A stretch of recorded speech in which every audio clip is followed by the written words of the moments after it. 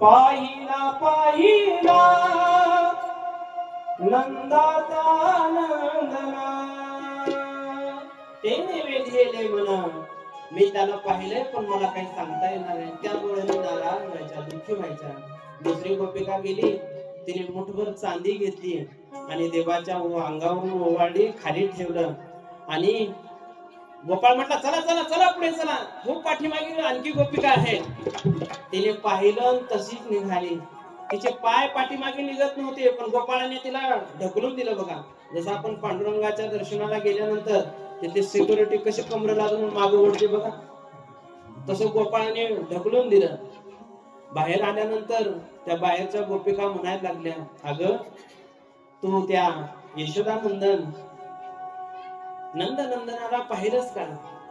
त्यावेळेस ती गोपिका म्हटली, मी त्याला पाहिलंय पण पाहिल्याबरोबर त्याच्याविषयी माझ्या अंतःकरणामध्ये ममत्व निर्माण झालं, भाव निर्माण झाला, डोळ्यातून घळघळ घळघळ अश्रुधारा निर्माण झाल्या आणि त्याचा परिणाम तो परमात्मा मला कसा दिसतोय ते मात्र वर्णन करता येणार नाही.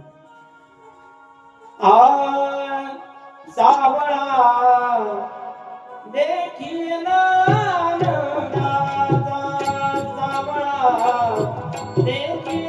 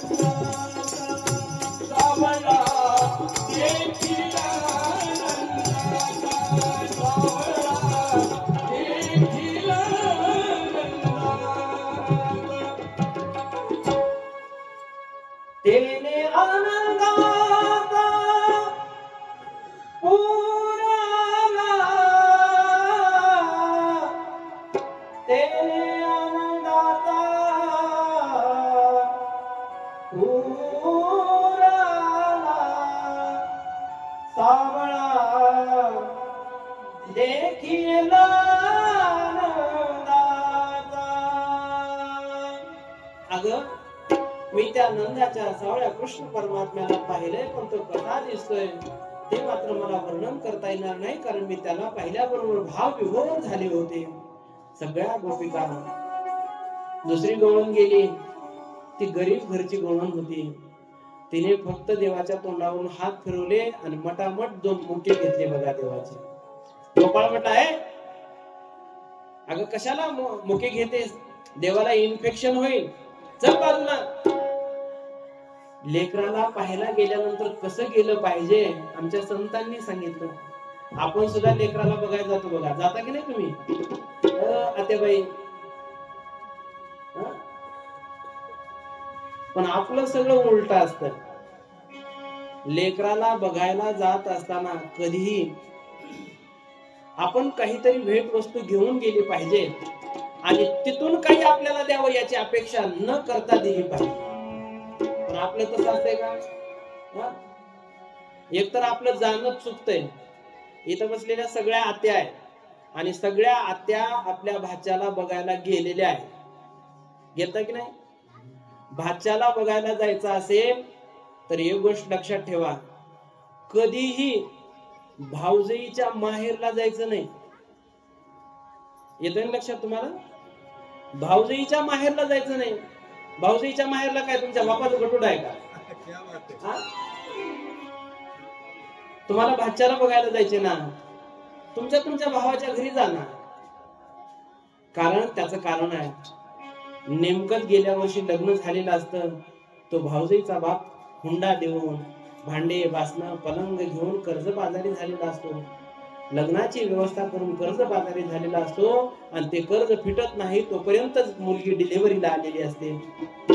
आणि डिलिव्हरी साधारण होत नाही, डिलिव्हरी सिझर होते, 50-60 हजार रुपये खर्च येतो, तोही खर्च त्याच्यामध्ये. आणि मग एवढा सगळा खर्चाचा डोंगर कर्जाचा डोंगर घेऊन तो बाप तरी आनंदाने मुलीची डिलिव्हरी करत असतो. आणि त्याच्यामध्ये या बिनाकल्या आत्या तिथं बघायला जातात. बरं जात्यात ती जात्यात गुन्हानं थोडेच येते, जात्यात मला 700 रुपयाची चेन घेऊन. आता सोनं तर कुणीच नेत नाही मला माहित आहे, कारण 86 वर गेले सोनं, सोनं कुणी नेत नाही. जाते आता 700-1000 रुपयाची चेन घेऊन. बरं एकट्या कुठं जात्यात, हे पिळगट बी सोबत नेत्यात. बरं पिळगट नेत्यात बैल बी सोबत नेत्यात बघा. तिला कळालं आमच्या ते नंदी बैल बी मान हलवतच निघतोय पाठीमागे. आवड गोष्ट आहे. बरं जात्यात ते जात्यात, जावा तिथेही जा.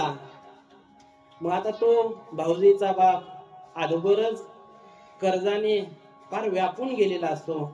मग त्याच्या कुवतीनुसार तो 400-500 रुपयाची साडी आणतो, मुलांना कसे तरी ड्रेस आणतो, टावेल टोपी करतो.